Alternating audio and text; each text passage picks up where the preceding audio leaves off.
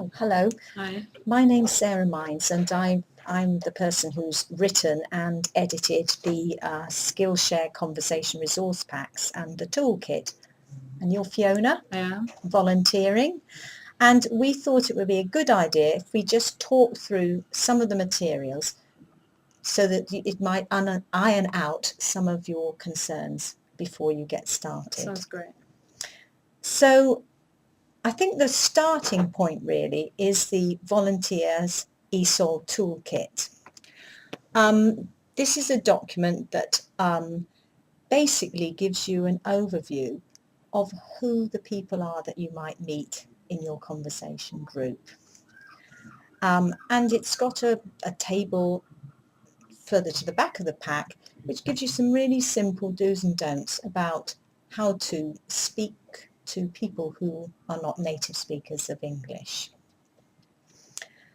The other thing it contains is some information about health and safety, because you're going to be in charge of a group, so you need to think about how to keep them safe in whatever room that you're running your group in. So there's some information about that, and some practical things about how you set out the furniture in the room, because you want to promote as much conversation and interaction as possible, and just the way you set out the chairs can have quite a big effect on that. So there are some little diagrams in the pack that show different arrangements of furniture that you might like to think about when you're setting up your conversation group.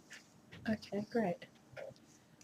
Within the pack, I noticed that you put a bit of information about what kind of resources I might be able to find around the house that I could bring to the session. I'm a bit worried that I don't actually have any resources that might be of any use. What would you recommend? Well, there's quite a lot of information about resources and quite a lot of examples. I mean, for example, there's a suggestion in there that you might have some flyers from a supermarket that's got special offers on.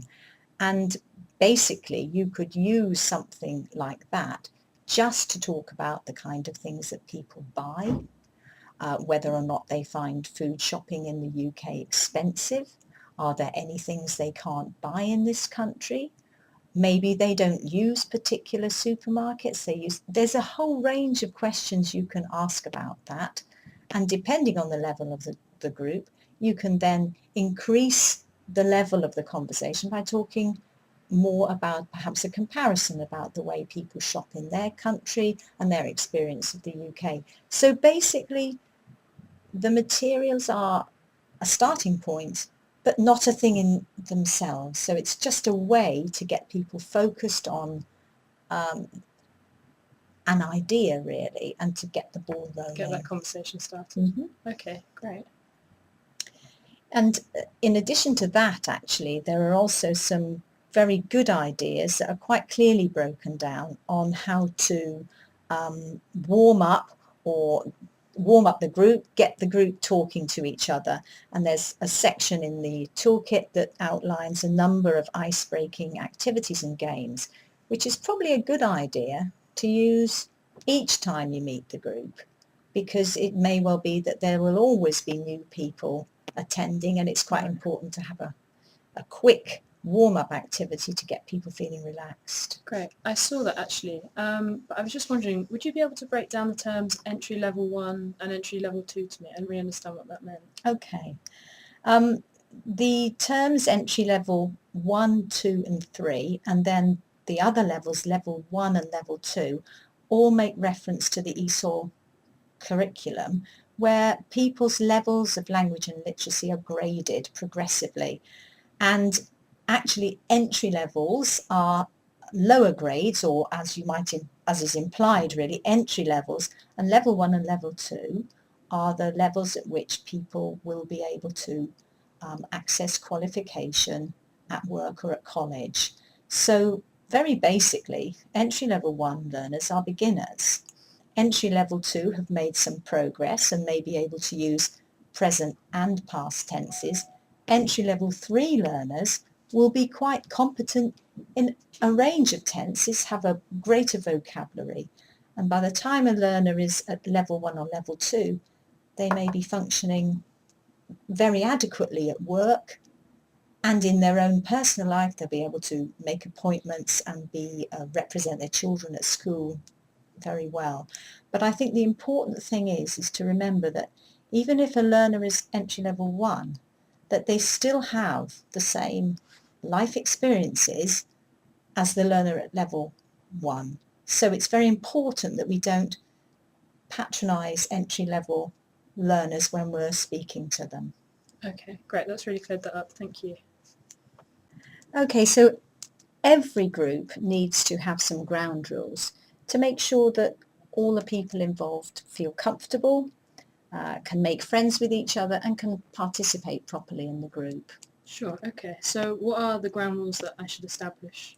Well, I think in a group like this, you definitely have to talk about turn taking, making sure that people give everyone an opportunity to have their say, listening, and that might include talking about turning off mobile phones or certainly putting them on silent, respecting different people's points of views, particularly if people come from different cultures, using English, because quite often in a group like this they might find the topic very interesting but then start to speak to somebody who shares their language in their own language. But we really want to focus on, English is the medium of communication for all the group, so English is the language in this group. Okay. And then the final thing is confidentiality, so that people feel that if they do share something about their family circumstances, that it doesn't go outside the room. Great. Okay. And when should I bring these rules into the session? Should I mention that at the beginning? I think probably it's a good thing to remind people each time. Maybe you'd like to have them up on a board, or perhaps print out the appendix that we have in the pack so that it's with you when you go. Great, that sounds good. Thanks very much. Not at all. Okay, so we've talked a bit about the Volunteers ESOL Toolkit. Now we come to the actual Skillshares Conversation Resource Packs. And at the moment there are 3 of them. And they've got 3 distinct topic areas. We've got Changing World, which is an opportunity to talk about the past, how people used to do housework, sort of jobs they did, and then a comparison with today, looking at modern inventions and whether they're a help or a hindrance, that sort of thing. The second topic is health and well-being, which is a very familiar topic for many ESOL learners. It's a topic that's covered quite extensively in their programmes, so it'll be familiar ground. And the starting point there is about food. It includes a discussion about children's health and then returns to healthy recipes from their country. So it's got it returns back to food after initial, a bit in the middle where they talk about children's health. And the final one is entitled Our Country, Our Town. And the initial part of it is just trying to get people to think about how many towns or cities they've visited in the UK and whether they actually know where they are. And then a discussion about Britain, how much they know about the country, and there's a discussion sheet for that. And the second part of that is focused much more on the place they're actually living, their town, the kind of amenities that there are there, parks, places to visit, take your family, sports centres, entertainment. So there's an opportunity to discuss how they feel about the place they're actually living in. So 3 distinct topics at the moment. Great. Okay, so with these 3 topics, do I have to do them in any particular order, or is that sort of up to me? It's very much up to you. You might, well, first of all, it's what appeals to you, but you also might be given some advice by an ESOL tutor, or somebody you're contacting the WA may advise you that one might be more suitable as a first one than another. But basically, a lot of it depends on what you feel comfortable starting off with. Sure, okay. And is there any sort of instructions or guidance to sort of, run me through that? Yes, there's a full session plan there. Right. So, but it is only for guidance, but it does give you an overview of timings so that you feel confident that certain activities should last approximately 20 minutes or 10 minutes, just to feel that you're not going to be left in a void That's at good any to point. know. Okay, and then I noticed that some resources are supplied, so do I need to bring my own as well and have those too? Well, again, if in the lesson plan it clearly denotes what is supplied and what you would need to bring. And in each one, there's an element where you would have to supply, because, for example, in Our Country, Our Town, in the second part of the conversation session, you're going to be talking about the particular town you're in, so you will need brochures or pamphlets or information that's applicable to that particular place. Okay, great. And I just wanted to ask a little bit about the flexibility within sort of the session. So if I was to talk about children's health within the health and well-being topic, and someone started talking a lot more about exercise, should I encourage them to sort of stray, not to stray too far from the original sort of thought of the group?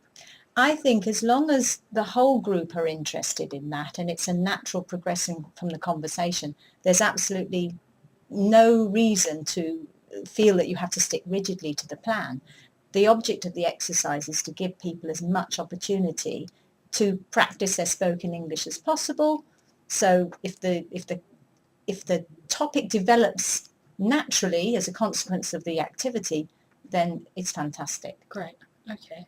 And then my final question, Sarah, was regarding the sections within the session plan. If I felt that I was running out of time, there were a couple of sections I'd missed, would that be okay? Or should I try and cram everything in? No, again, I think in reality there's a lot of material in the sessions, but I wanted to give people the opportunity, if something didn't seem to be going so well with a particular group, to be able to drop something and move on.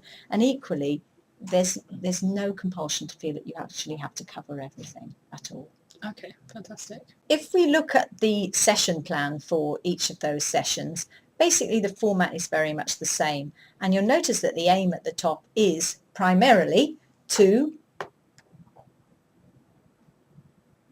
extend the learner's opportunities for spoken practice and to interact with a native speaker in an informal setting. So basically, there's no pressure to control the content. It's mostly about giving people as much of an opportunity to speak as they possibly can. Okay. So, and on the next part of the plan is the learning outcomes. And again, for a volunteer, they break down very clearly the stages or the steps of what the learners are going to do when they're taking part in the various activities. So you can use that almost like a shorthand to see what is going to happen in the session. Each of the sessions also has a 15-minute pre-session part, which is highlighted in pink, because it's important, I think, to arrive in time and think about how you're going to set up the room each time.